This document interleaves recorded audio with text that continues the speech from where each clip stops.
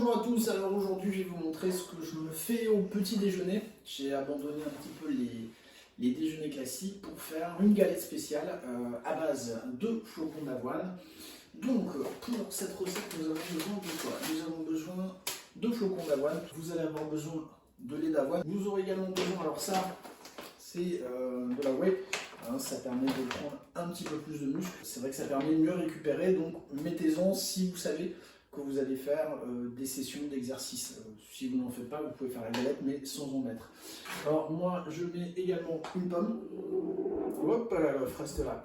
Je mets également une banane, 2 œufs, et puis je rajoute également en ce moment des graines de lin.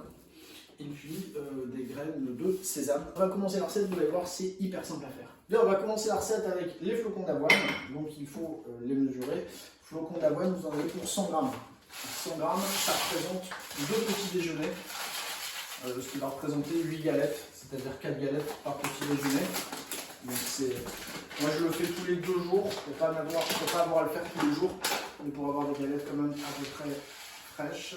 Alors bien sûr, il faut un blender, parce qu'on va tout mixer pour faire la galette. Donc vous mettez l'avoine dans le blender. Ensuite, le lait d'avoine. Oui, je fais les restes. Allez, donc là, le lait d'avoine, il en faut, enfin le lait d'avoine, il est chaud d'ailleurs, il en faut 200 centilitres. Ah bah bravo, on est partout. Voilà, 200 centilitres.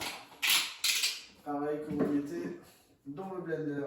Les 2 œufs, alors les 2 œufs entiers, pas des blancs là, moi je mets les 2 complets. Hop. Hop, magnifique.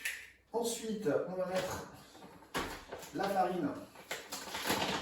Alors la farine, moi j'utilise de la farine que j'achète à Decathlon, elle est à 40 €. Elle est bien, elle est un peu sucrée vanille. Mais bon voilà, comme ça donne un petit goût aussi aux galettes. Donc vous en prenez une dosette pour 2 repas, enfin pour le petit déjeuner. Et j'utilise la dosette également pour les graines. J'en mets une dosette aussi.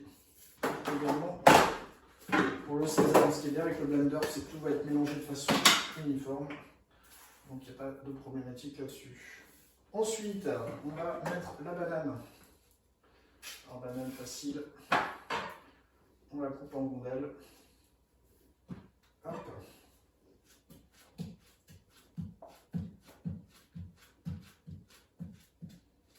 La pomme, la même chose.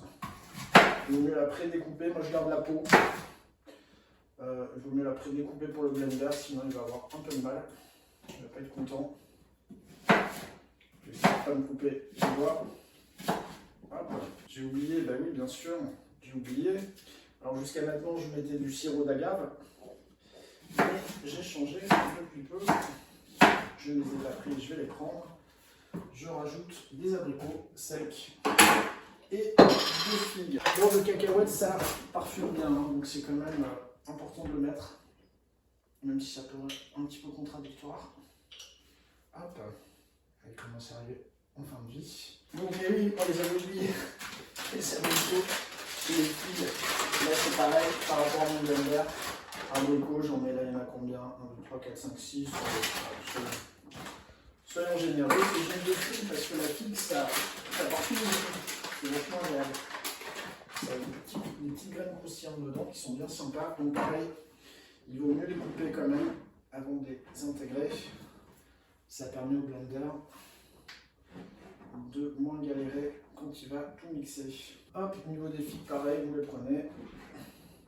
Vous les coupez en 4 parce que au début je les mettais entières et mon blender faisait un peu la gueule quand même. Voilà, et on n'a rien oublié. Alors encore une fois, vous pouvez rajouter ce que vous voulez. Sirop d'agave aussi, ça marche bien, mais voilà, j'ai décidé de marcher un petit peu aux fruits secs. On vérifie, on a mis l'avoine, le lait, la banane, les pommes, les abricots, les figues, le beurre de cacahuète, les graines. Et écoutez, il n'y a plus qu'à passer ça au blender. Attention, ça va faire un peu de bruit. C'est parti. Je sais pas pourquoi, mais j'adore passer les trucs au blender. Le bout de pomme qui croit qu'il va s'en sortir, mais non. Voilà, c'est déjà prêt. Vous voyez, c'était vraiment pas compliqué. Alors vous n'avez plus qu'à prendre 2 récipients. Hop.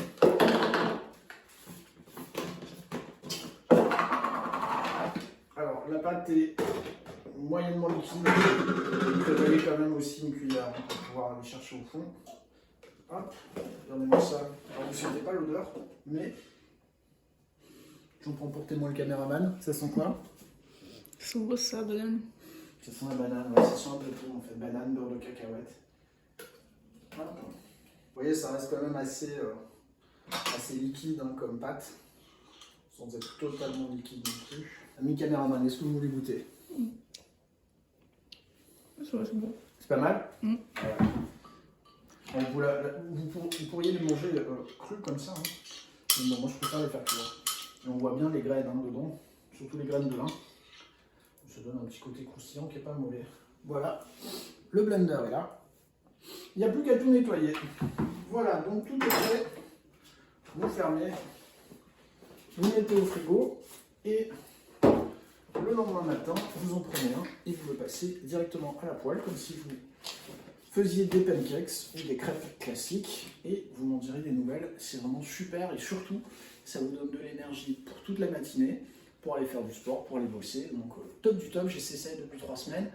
Et c'est vrai que, encore une fois, la farine, la whey permet quand même de récupérer. Je me sens moins fatigué entre 2 séances et ça me permet de pouvoir faire les séances de sport plus rapprochées et en sentant beaucoup moins les courbatures.